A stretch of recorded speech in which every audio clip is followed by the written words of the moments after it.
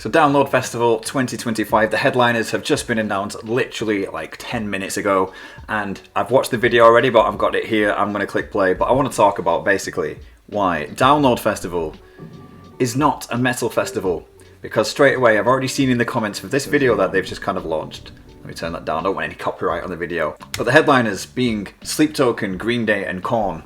I don't know which order it is. In fact, yes I do. It's right here. We have Green Day, Sleep Token and Korn. So I imagine Green Day on the Friday, Sleep Token on the Saturday and Korn on the Sunday. I don't think those are bad headliners at all. I think they are great headliners. But they released this little video, which is kind of cool, I guess. I don't think I've really seen a festival make like a promotional video like this. Normally they just announce it. I wasn't expecting this. I actually haven't been to Download Festival since 2010, but I do obviously pay attention to who is headlining it every year and who is playing in general. I feel like I've had my festival experiences over the years, so it's not necessarily something I want to go to, but I still think it's interesting when you see a lineup like this, you see something, and then you just read the comments of what people say. Download Festival has become known for being metal, but it's not. Download Festival is not a metal festival. It's kind of gone heavier over the years, sure, but Download Festival, or before then, it was just Donington, which was Monsters of Rock. It's a rock festival more than anything. You know, bands like AC/DC, Van Halen used to frequently headline this festival before it started to sort of lean more towards the heavy side. And even then, it still always has had rock bands in the middle of the lineups, you know. Maybe not necessarily always in the headline spot. I mean, you get bands like Iron Maiden. Iron Maiden are metal. They are a metal band, but they're not a heavy metal band. They're just more of a rock band these days more than anything, aren't they? But no one moans when Iron Maiden get announced. But anyway, as you just saw a second ago, McFly have been announced this year. They're obviously not a headliner, but I think straight away, if we look at the comments, can I see the comments here? Bloody hell, you look at some of the festival lineups in Europe and then you see what's happened to Download in recent years. Yeah, Download Festival, there's nothing wrong with this. I knew straight away that I would look at this and see like people moaning. Not very good in my opinion. I sense a lot of folks will be regretting getting early bird tickets. I also sense a lot of folks won't. Someone saying, so please Korn finally got their shot at headlining. I agree, Korn have been around for a long time. Have they headlined Download Festival before? I don't know. I actually wasn't expecting Korn or Sleep Token to be on the headliners. I saw a lot of people saying Green Day, which are one of the headliners obviously.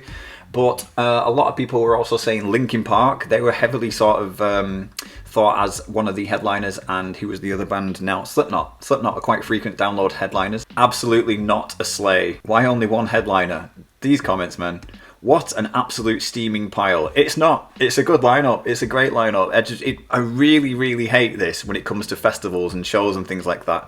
We get this gatekeepy community in metal. It's so annoying. You know, just get over it, you know. Because I'll tell you what, I've been to festivals over the years. Yeah, I've not been to Download Festival since 2010, but I've been to Leeds Festival over the years. I've been to, you know, obviously Download. I went to Sonisphere Festival years ago and things like that. And my experience is you would go to the festival and just see as many bands as possible, even bands that you don't necessarily like. And you know what? From my experience, I've seen bands that I didn't necessarily like at the time, who I then became fans of after seeing them at a festival. I wouldn't have paid money to go and watch those bands specifically at their shows because I wasn't fans, but when they're at a festival and they're there, you go and watch them and you think, actually, they're alright, you know?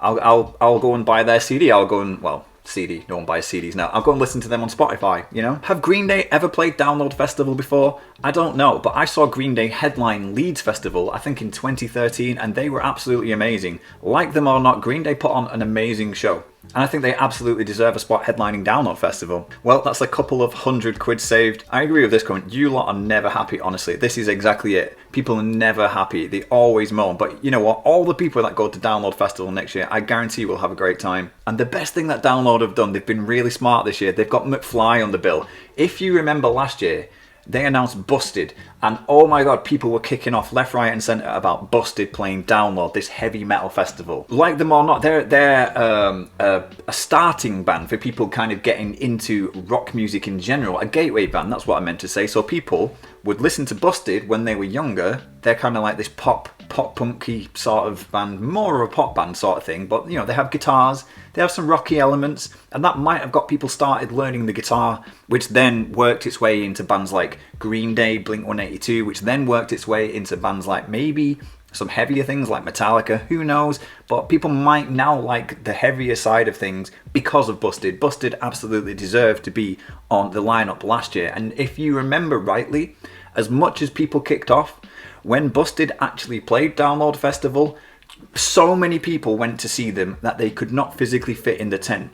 And people were saying they should have been on the main stage. People were spilling so far outside of the tent just to try and get to see Busted. Download Festival clearly noticed this, and what have they done this year? They put McFly on the bill, and I guarantee McFly will have a similar thing at Download Festival. There will be so many people going to watch them because McFly are also a gateway band. You know, they might have got people into heavier things because people got into McFly around the same time as they got into Busted. Avenged Sevenfold played last year. They headlined. People moaned about that. And again, Avenged Sevenfold are a band that I saw at Leeds Festival back in, when was this? 2008, I think I saw them. Nowhere near the headline spot. They were like in the middle of the day. I didn't like Avenged Sevenfold, but it was one of them, I don't like this band, but I haven't really listened to them before, so I had no real reason to judge. But anyway, I saw Avenged Sevenfold at Leeds Festival because they were there. I watched them and I loved them. So I went and then got into Avenged Sevenfold and stuff like that. So, you know, again, all these people moaning about half these bands, I guarantee they will enjoy themselves if they're there. They might even find a new appreciation for some bands. Let's see who else is here. We've got Airborne, again, a rock band. Alien Ant Farm, more of a pop punky sort of band. Mallory Knox, they're like an alty rock band. You know, I didn't know they were still going. I thought they stopped. The Darkness, metal band? No. Steel Panther, not a metal band. Kind of metal, but it's more like rock, isn't it? It's like that 80s rock sort of sound. Don Brocco, they're a weird sort of mixture of things. Jimmy Eat World, again, such a good mixture. Yes, they have metal bands. They have bands like Bullet. Sleep Token, I think, absolutely deserve this as well. They've kind of risen up to this level quite quickly, but I feel like they will be a great band to headline Download Festival. But what do you guys think? Obviously, this has only just been announced, so I imagine there's going to be some raw emotions at this lineup announcement and things like that. But what do you guys think? Get it in the comments. Are you excited? Are you not excited?